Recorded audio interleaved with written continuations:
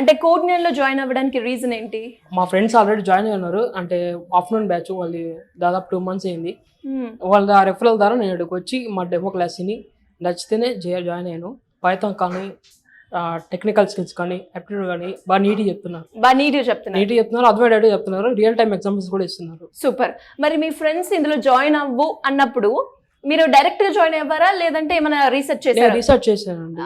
ఏమేమి అనిపించాయి ఇందులో జాయిన్ అవ్వాలి అంటే ఈ పాయింట్ లో జాయిన్ అయ్యాను అని ఉంటుంది కదా, ఏ పాయింట్ లో మీరు జాయిన్ అయ్యారు? అది జాబ్ ఫస్ట్ ఏంటంటే ఫస్ట్ ఆపర్చునిటీ జాబ్ వస్తుంది. సెకండ్ థింగ్ ఏంటంటే రియల్ టైమ్ ఎగ్జాంపుల్స్ ఇస్తున్నారు.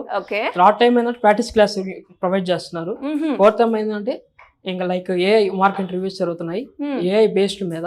ఫిఫ్త్ ఏంటంటే మనకి అటెండెన్స్ మన బేస్డ్ పర్ఫార్మెన్స్ బేస్డ్ అని ఏంటంటే పేరెంట్స్ పోతుంది వీక్ టు వీక్ అట్లా పోతున్నాయి. సో క్లాస్ వచ్చారా లేదా అని చెప్పేసి అని వీక్ టు పోతుంది, అటెండెన్స్ వరకు పోతుంది. పర్ఫార్మెన్స్ కూడా వెళ్తుంది. అవుట్ ఆఫ్ 30కి ఎన్ని మార్క్స్ వచ్చాయి పేరెంట్స్ కి వెళ్తుంది. మళ్ళీ అవుట్ ఆఫ్ లైక్ మన కోర్డినేట్లో ఎంతమంది ప్లేస్మెంట్ అయిందని దాన్ని కూడా ఇస్తున్నారు, అనలైజ్ చేసి ఇస్తున్నారు.